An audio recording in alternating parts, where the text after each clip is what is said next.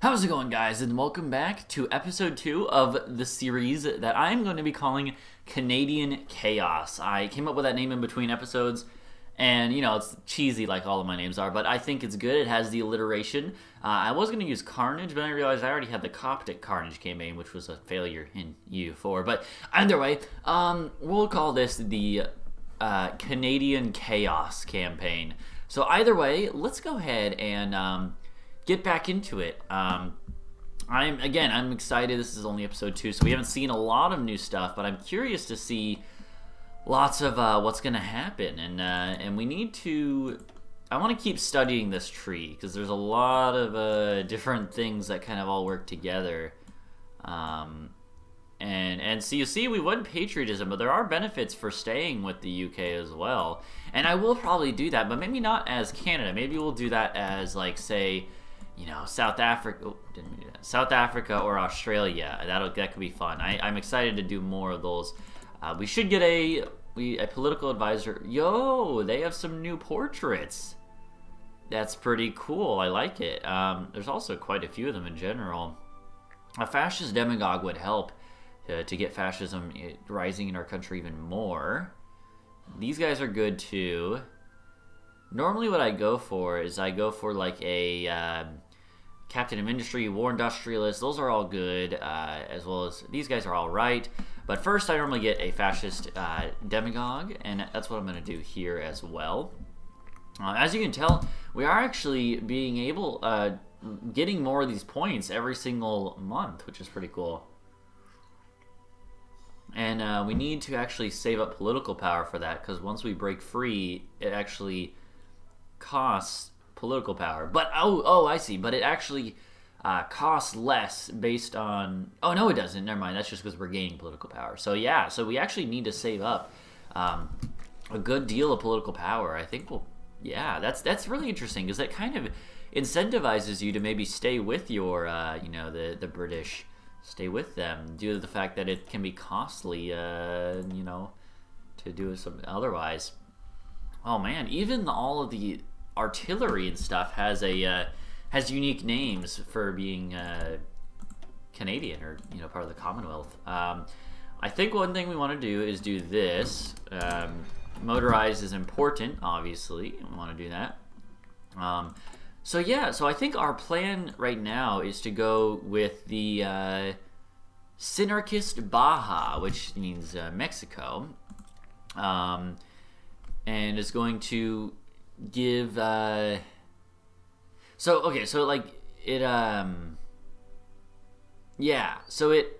modifies. What's really interesting is that now, you see, this stuff actually modifies the previous thing for swastika clubs. So like if we go look here, this is a specific national spirit. That's the word. But these things can actually modify it. It's not like they're actually adding on new national spirits. They're actually just modifying this one, which is a new thing that they've kind of added.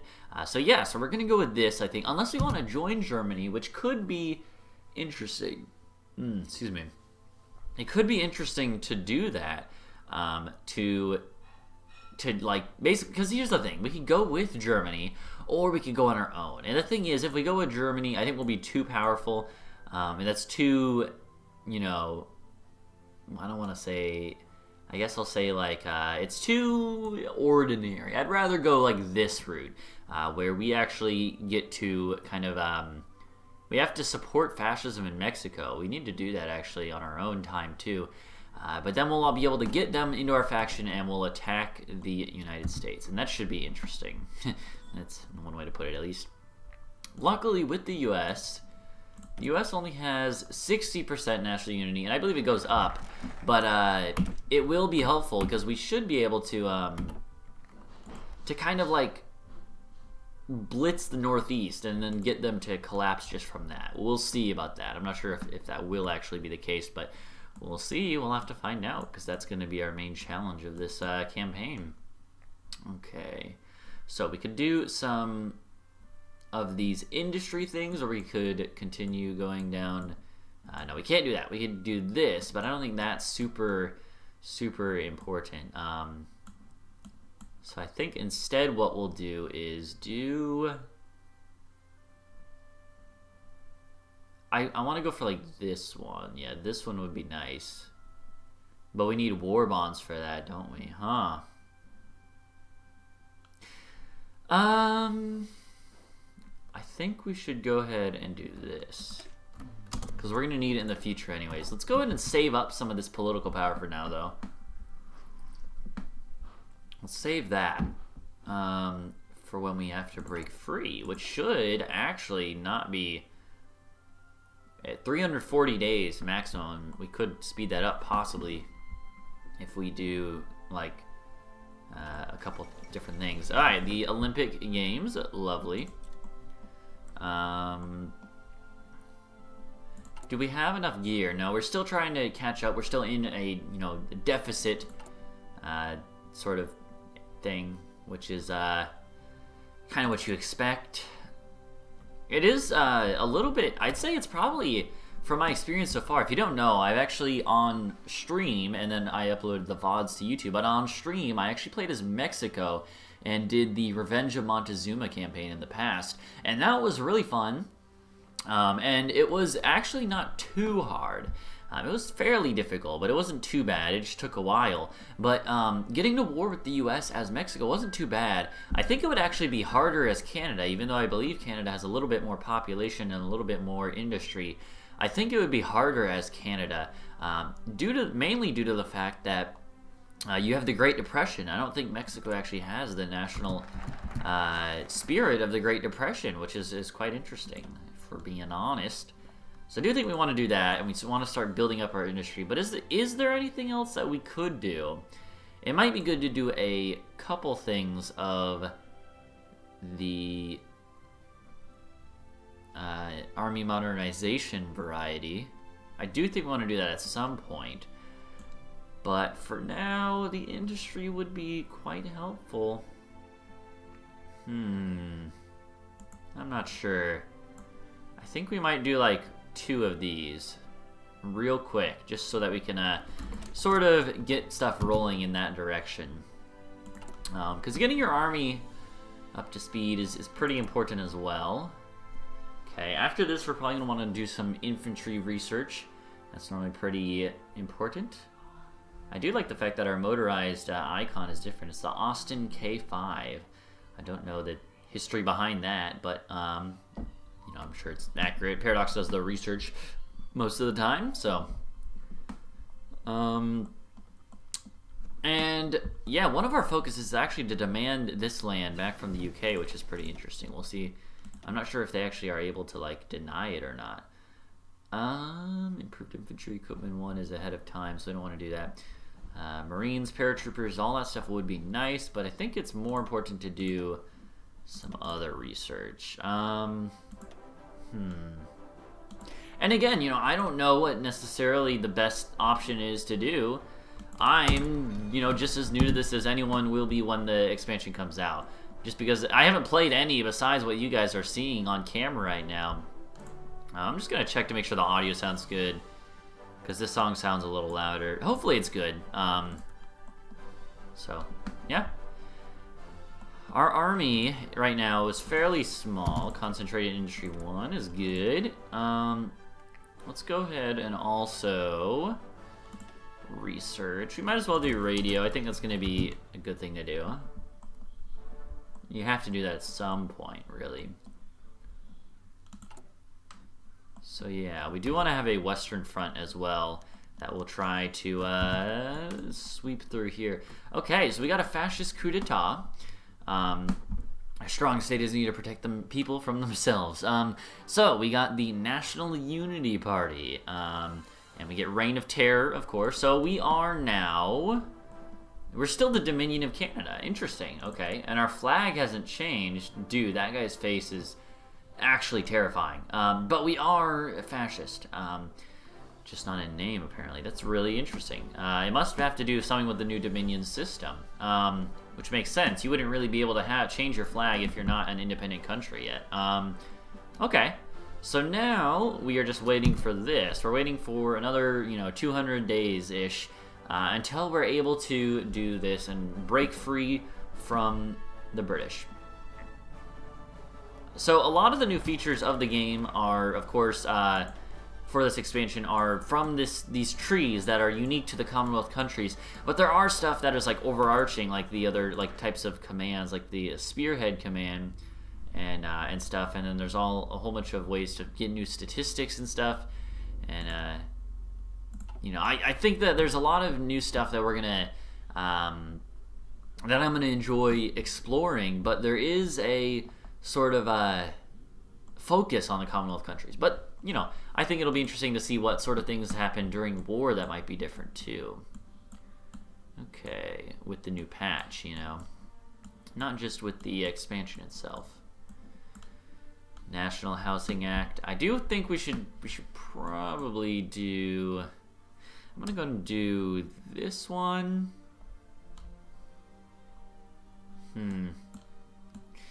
Man, I didn't realize that was the only way to get rid of the Great Depression. It makes me, you know, think that maybe we should go the industry route instead of the manpower route. The manpower route is very helpful, but we are going to be getting manpower from this quite a bit, so that will be good. So we can't do that till we're at war. Can't do that till we're at war and get war bonds. Huh. We'll see, I suppose. Let's do this. Civilian factories are normally pretty good to get early on, especially, but at any point in time, we got the Austin K5, the motorized vehicle for us. And a Stuart Kangaroo. That's interesting. I mean, it looks like a tank almost. Okay, support battalions. We need to get a field hospital. Field hospital is basically required if you're a minor country and you're, you know, fairly low on manpower. So we'll go ahead and do that. Once we get a little bit more points, actually, we have enough now that I think I'm going to go ahead and go to war economy. Why can't we go to war economy? Oh, because there has to be more than 15% world tension. Makes sense. Let's go ahead and go to extensive conscription. Oh, interesting. We actually have to complete focus, commit to the war, and if day. So we actually can't yet do that. If day and commit to the war. Okay, so that's interesting. We actually have to get both of those before we can do that. That's really, really interesting. Okay. I think what we'll do is we'll go the industry route. Now that I know what I know about that sort of thing, I think we're going to go the industry route, but at the same time what we'll do is we'll go with this land doctrine over here. Mobile warfare doctrine is I think what we're going to stick with. And we're going to do this because of this right here at the end. You get all this manpower, and that's huge because that makes up for any manpower that we could have gotten by going the send in the zombies route, and then we'll be able to get the industry strong as well. So I think it's like the best of both worlds. Although obviously it'd be even better if you get, you know, you could do both of these sides of the tree. But that's kind of, they're making you make a choice, which I can appreciate. I like that. I like having a challenge in trying to. In planning, you can go a different route, and maybe you'll regret what you do afterwards. But you know, either way, we're gonna do what I think feels right and hope that it works. I think maybe for a small amount of time, we'll do the daily autonomy progress and gain. It could actually make it a little bit more, a little quicker to reach that point of breaking free. No, actually, you know what? I'm gonna go back on that because I don't think it's gonna actually speed it up that much. Well, it would cut it off by like, you know, 50 days ish or something like that. You know, I don't think we're really gonna be called into a war before then, and that's the only worry that would make me want to do otherwise. Let's go ahead and get some industry going on here, and while we're not independent, let's try to get as much advantage out of these bonuses as we can. That's what I think. So we're gonna have a lot of industry research going on, a lot of political power, obviously.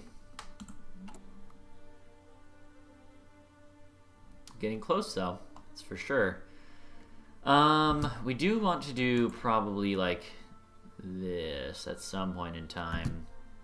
That's cool. I like that they have some unique companies there too. Okay. Radio detection. I think we're going to do the industry, though. Industry is so important in the early game. Getting to the point where you can be pumping out that manpower. We're actually almost positive on infantry code. Not pumping out manpower. You know, you have to... you know, never mind. I was going to say something dirty. But anyways, because there's definitely ways to promote manpower growth, too, if you know what I mean. Hey, yo.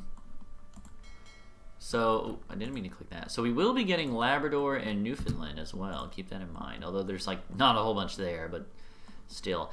One thing I'm curious to see is if they are going to have any way to have the non-core states grow or decrease in their... or increase in usefulness. Because right now, you know, there's that 98% penalty to your... manpower that you get from it, as well as I think from other stuff as well. So it'd be real nice if they're gonna, you know, make a way to decrease that. I know there's things that you can use to decrease that you can use to decrease resistance. That's the word. Sorry, my brain is a little scattered apparently. Let's go look at Europe. Nothing really seems changed map wise, which makes sense. Like the map isn't really one of the problems of this game. Civil War is going as you would expect for the most part. The Republicans are getting crushed. In my experience, though, this is where they obviously, where the Nationalists have the hardest point. It gets bottlenecked. It normally gets bottlenecked either here or up here. And then it'll just, like, sit there for years on end, which I find funny. But, I don't know, it's not too far from the truth. If you're in a bottleneck like that, you're of course going to fight to the death for what you believe in. So next, I think we want to do. I mean, we're like quickly running out of stuff we can actually do. We have to be at war soon, or have more world tension. I think we'll go and do this.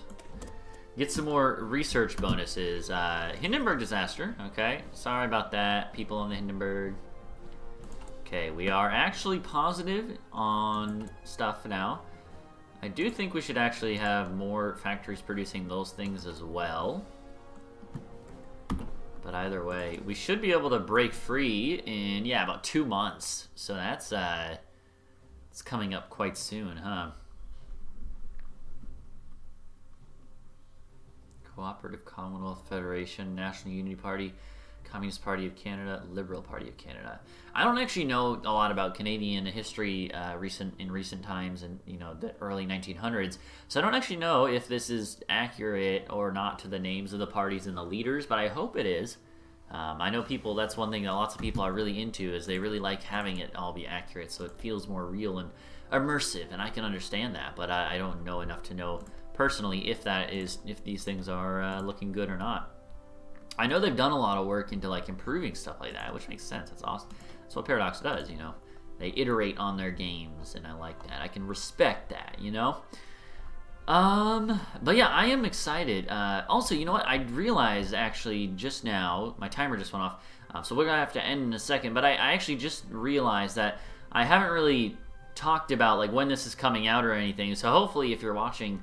And you watched the first episode as well. Hopefully not too many people like that strobing thing is freaking me out, man.